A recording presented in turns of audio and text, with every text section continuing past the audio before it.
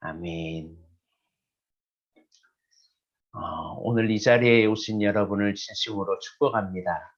교회에서는 이렇게 만나서 함께 예배해야 되지만 코로나19로 말미암아 우리가 이러지 못한 것 좀 아쉽습니다. 많은 사람들이 말씀을 읽지도 않고 말씀을 모르니까 그저 내가 알고 있는 지식으로만 알고 있다 보니까 그냥 이 작은 복음만 한 가지의 복음만 알고 있고 그를 전체적인 것으로 다 알고 있는 것처럼 착각하는 경우가 참 많이 있습니다. 하나님을 믿을 때 교리적으로 지식적으로만 알고 나면 그것이 다인 줄 알고 난 천국 티켓 딴 줄로 아는 사람이 많아요. 그래서 교회를 다닌 지 몇십 년이 되었어도 아직 하나님의 말씀을 모르다 보니까 나는 장로고 나는 권사고 나는 집사고 이런 직분이 우리를 천국 가겠지라고 하는 착각에 빠지게 만들 수도 있다는 사실입니다. 예레미야 말씀에 보면 주 여호와의 말씀이니라. 보라 날이 이를지라. 내가 기근을 땅에 보내리니 양식이 없어 주림이 아니요 물이 없어 가람이 아니요 여호와의 말씀을 듣지 못한 기갈이라 라고 말씀하고 있습니다. 말씀을 모르는 무지함 속에 그냥 이 말씀이 머릿속에만 있지 이 말씀이 담겨져 있는 하나님의 마음을 모르고 살아가는 경우가 참 많습니다.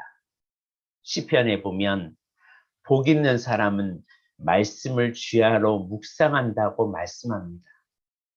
우리는 복 있는 사람이 이 세상에서 잘 먹고 잘 사는 사람으로 생각하지만 성경은 하나님의 말씀을 묵상하는 사람이 복이 있는 사람이라고 말씀합니다. 왜냐하면 진정한 복은 이 하나님의 말씀에 있기 때문에 그렇습니다. 이 땅에서는 우리가 말씀대로 살았느냐를 별로 신경을 안 쓰지만 하나님의 나라에 가면 말씀대로 살았느냐, 살지 않았느냐가 천국과 지옥의 갈림길에 있기 때문에 그렇습니다. 그래서 복 있는 사람은 하나님이 그 길을 인정해 주십니다. 다시 말해 하나님은 그 사람을 가르쳐서 의인이라고 칭하시고 그 사람이 하는 일을 하나님이 인정하신다는 것입니다. 아무리 훌륭하게 인격적으로 도덕적으로 살았다 하지만 하나님의 말씀대로 살지 않으면 그 인생은 한낱 지푸라기에 불과한 인생입니다. 여러분 악인은 어떻습니까? 악인은 시편 1편에 보면 바람에 나는 겨와 같다라고 말씀합니다. 겨는 아무리 수북히 많이 쌓여도 바람 한 번만 불면 다 날아가게 됩니다. 지금 아무리 돈이 많고 큰 권력을 잡고 있어도 바람이 한 번만 불면 다 날아갑니다. 아무리 건강했던 사람도 한 번만 불면 죽는 것이 연약한 우리 인생입니다. 악인은 결국 망합니다. 마지막 날 심판대 앞에서 하나님이 모든 것을 평가하실 때 뭘로 평가하겠습니까? 그러므로 의인들은 심판날을 기다리지만 악인들은 그날을 두려워하고 있습니다. 지금 내가 주님 앞에 섰을 때 내가 지옥 갈 것인지 천국 갈 것인지 지금은 우리가 잘 알지 못하지만 그 하나님의 심판대 앞에 서면 저절로 깨닫습니다. 그러나 많은 사람들이 착각하는 것이 나는 교회 다니기 때문에 천국 간다고 생각하잖아요. 내가 인정하는 믿음이 아닌 하나님이 인정하는 믿음이어야 합니다. 나는 믿는다고 하지만 너 그거 믿는 거 아니야 하면 이거 심각한 겁니다. 그래서 말씀이 없는 사람은 악인이며 죄인입니다. 그러나 말씀을 주야로 묵상하는 사람, 말씀이 있는 사람은 날마다 자기 자신을 말씀 앞에 자기 일을 치기 때문에 그 말씀 앞에 회개하여 의인의 자녀가 됩니다.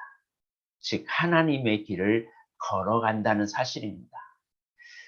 여러분, 소돔과 고모라가 왜 멸망했나요? 그들이 하나님을 믿지 않아서 그럴까요? 왜 바리새인과 서기관들이 독사의 자식이란 소리를 들었을까요? 저들이 말씀을 몰라서 그랬을까요? 아닙니다. 말씀을 다 알아요. 그런데 그 말씀을 지키지 아니하고 자기 식대로 믿었기 때문에 그렇습니다. 자기 자신이 어떤지, 내 자신이 얼마나 회칠한 무덤인지를 몰라요. 성경을 기록한 목적을 요한복음 20장 31절에는 이렇게 기록되어 있습니다.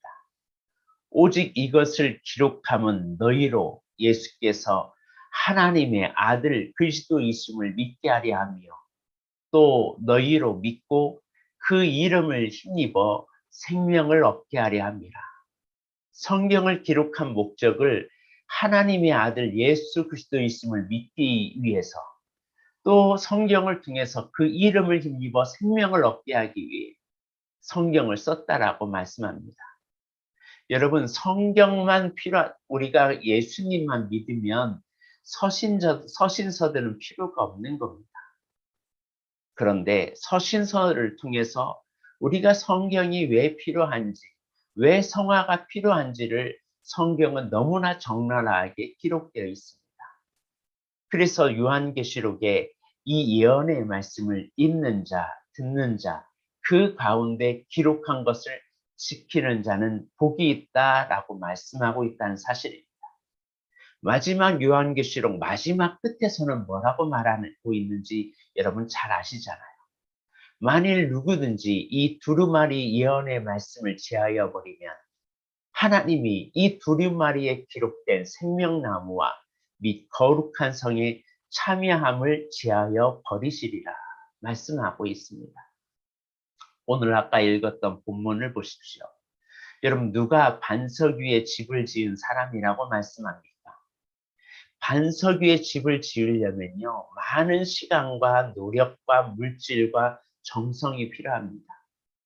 그러나 모래 위에 집을 지으며 쉽게 그리 많은 시간과 노력과 정성을 들일 필요가 없습니다. 반석 위에 집을 지으려면요, 그 기초가 단단해야 됩니다. 평상시는 잘 몰라요. 왜 우리가 이렇게 예배드리고 말씀을 보고 기도하고 전도하고 주의 일을 하는지 반석 위에 집을 지은 사람과 모래 위에 집을 사람은 평상시에는 몰라요. 그런데 비가 내리고 창수가 나고 바람이 불면 그 부딪힘이 심할 때 나타납니다. 내가 의지하고 있는 것들이 그 순간에 다 무너지기 시작합니다. 그런데 믿음의 사람은 이때 넘어지지 않습니다. 큐티를 한다 못한다, 말씀을 묵상한다 묵상하지 않는다, 이것은 시간이 없다 시간이 있다의 문제가 아니라 주님을 사랑하느냐 주님을 사랑하지 않느냐의 문제입니다. 한창 연애를 하는 사람은 서로 만날 시간이 없어도 밤늦게까지 잠을 자지 않고서라도 대화하더라고요. 정말 사랑하는 사람이 있으면 어떻게라도 만날 시간을 내잖아요. 주님을 사랑한다면 주님을 만날 시간을 우선으로 내어 드립니다. 하나님의 말씀을 묵상하는 이 큐티는 의무감이 아니라 오히려 오늘도 주님과 교제하기 위해서 기대와 기쁨으로 한다는 사실입니다. 주님을 사랑하는 마음으로, 주님을 만나는 마음으로. 여러분, 의무감이나 억지로 하는 봉사, 헌신, 이거 오래가지 못합니다. 큐티는 그냥 성경 몇 절 정도 묵상하기 때문에, 성경 전체를 모르면 모르기 때문에 성경 통독을 하고 묵상하는 것이 옳은 방향입니다. 그런데 이 성경을 지식적으로 묵상하면 안 된다는 사실입니다. 그 예로 영국의 철학자이자 세계적으로 지성인인 번트란트 러셀이라는 사람이 있습니다. 그는 어렸을 때부터 성경 지식을 너무나 많이 알았던 사람입니다. 수많은 목사님들을 성경 내용을 가지고 골탕 먹이고 질문했던 사람입니다. 자기가 알고 있는 성경 지식을 가지고 많은 목사님들을 무지하다라고 막 폄하했던 사람입니다. 후에 그는 무슨 책을 썼냐면 나는 왜 그리스도인이 아닌가라는 책을 쓰기까지 했습니다. 이 사람의 문제가 무엇입니까? 성경의 말씀에 능력이 없는 것입니까? 아닙니다. 러셀의 성경책만 무능한 책이 아니라 그는 그렇게 많이 알고 있는 말씀을 그는 지식으로만 알고 있었기 때문에 그렇습니다. 러셀은 성경 말씀을 지식으로 알았지 묵상하지 않았다는 사실입니다. 그래서 시편 19편 7절에서 9절의 말씀에 보면 여호와의 율법은 완전하여 영혼을 수승시키고 여호와의 증거는 확실하여 우둔한 자를 지혜롭게 하며 여호와의 교훈은 정직하여 마음을 기쁘게 하고 여호와의 계명은 순결하여 눈을 밝게 하신다라고 말씀합니다. 한마디로 이 말씀은 우리를 온전하게 한다는 사실이고 우리를 지혜롭게 하고 우리를 정직하게 만들고 우리를 순결하여 우리의 영안이 열리게 한다는 사실입니다. 그러므로 이 말씀을 제대로 알지 못하면 우리는 넘어질 수밖에 없습니다. 오늘 반석 위에 집을 지은 사람이 어떤 사람입니까? 많이 성경 지식을 성경 공부를 해서 많이 아는 것이 아니라 이 말씀을 지키고 행하는 자입니다. 말씀을 묵상하는 이유가 무엇입니까? 그것은 말씀을 아는 것으로 끝나지 않고 오늘도 주님의 음성을 듣고 그 말씀을 지켜 행하려고 오늘도 몸부림치며 살아가는 삶입니다.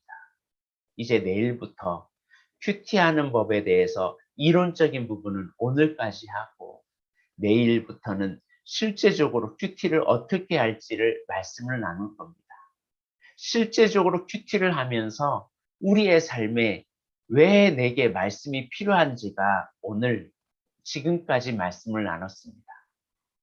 여러분, 기도와 말씀은 신앙생활의 두 축입니다. 새의 두 날개와 같습니다. 만약에 기도가 사라지면 이 사람이 어떻게 되겠습니까? 기도만 많이 하고 말씀을 알지 못하면요, 이 사람은 신비주의에 빠집니다. 왜냐하면 이 기도도 내 중심의 기도가 되고 이 기도도 하나님의 뜻을 알지 못하니까 한쪽으로 치울 수밖에 없습니다. 만약에 기도는 안 하지만 말씀만 알고 있다면 이 사람은 어떻게 될까요? 자칫 머리만 커지는 성도가 됩니다.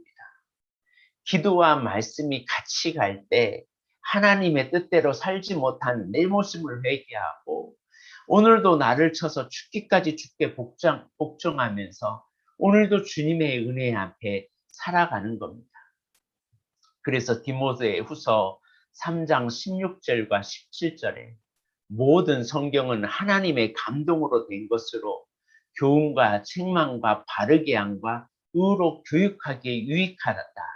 이는 하나님의 사람으로 온전하게 하며 모든 선한 일을 행할 능력을 갖추게 하기 위해서라고 성경은 기록된 모습을 말씀하고 있습니다. 우리는 성경을 내 입맛에만 맞는 것이 아니라 오히려 나를 교훈하고 책망하고 바르게 가고 의로 교육하려고 이 성경을 기록되었다는 사실을 잊지 마십시오. 왜냐하면 이 성경은 하나님의 사람으로 온전하게 만드는 길이고 모든 선한 일을 행할 능력이 이 성경 안에 감추어져 있기 때문에 그렇습니다. 그러므로 말씀을 주야로 묵상하는 자, 그 사람이 진정으로 복 있는 사람이고 반석 위에 집을 지은 사람이란 사실을 잊지 마십시오. 여러분은 요즘 이 반석 위에 집을 잘 짓고 계십니까? 아니면 그냥 편하게 쉽게 그냥 세상이 흘러가는 대로 내가 하고 싶은 대로 살고 있습니까? 그러면 나는 아무리 잘 살고 있다고 하지만 악인의 길을 걸어갈 수밖에 없고 모래 위에 집을 지은 사람과 같다는 사실을 잊지 마시길 주의 이름으로 축복합니다. 기도하겠습니다. 하나님 아버지, 하나님의 말씀을 주야로 묵상하는 것이 우리에게 복인데 이 복을 모르고 우리가 살아갈 때가 많습니다. 말씀을 묵상함으로 그 가운데 기록된 것을 지켜 행함으로 우리의 삶을 견고하고 흔들리지 아니하고 하나님의 뜻을 향해 오늘도 뚜벅뚜벅 걸어갈 수 있는데 우리는 말씀을 묵상하지 않아 자꾸 내가 주인 되고 내가 원하는 대로 우리가 걸어갈 때가 많습니다.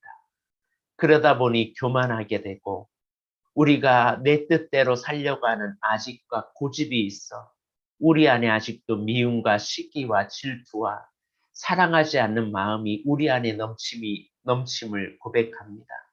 나의 옛자를 말씀으로 쳐서 죽기까지 주께 복종해야 되는데 아직도 내가 주님을 사랑하기보다 오히려 세상을 더 사랑하고 하나님의 말씀에 엄중한 경고를 듣지 못하니 우리가 넘어질 수밖에 없음을 고백합니다.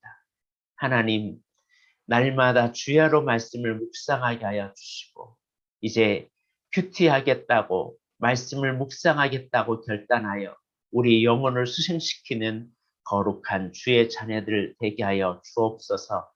특별히 병중에 있는 환우들이 있습니다. 아버지 하나님, 허리가 아프고 어깨가 아프고 잠이 오지 않고 온몸이 아파하는 믿음의 자녀들이 있습니다. 하나님, 한 몸 한 몸, 한 사람 한 사람 어루만져 주시고 그 연약한 몸들을 깨끗하게 치료하여 주시옵소서. 또한 중환자실에 있는 사랑하는 딸 회복시켜 주심을 감사합니다. 더욱더 회복을 빨리 시켜 주셔서 이제는 마비되었던 모든 부분이 정상으로 회복되게 하여 주옵소서. 손과 발이 움직이고 의식이 있어 이제 모든 것이 회복되고 있다가 하오니 성령님 역사하여 주시고 더 빨리 회복하여 우리가 웃는 얼굴로 만나는 그날이 올 수 있도록 주여 축복하여 주옵소서. 오늘 이 하루도 우리 사랑하는 성도들이 살아갑니다. 하나님, 이 하루 걸어가는 걸음걸음마다 평탄하고 형통하게 하여 주옵시고 주님의 인도함이 있게 하여 주옵시며 하나님의 자녀들이 가는 길에 주님이 동행하여 주옵소서. 방해자 적대자 없게 하여 주옵시고 악한 자들이 손끝 하나 되지 못하도록 주여 성령님 동행하여 주옵소서. 오늘 이 하루도 주님이 함께할 줄 믿사옵고 사랑이 많으신 예수님의 이름으로 기도드립니다.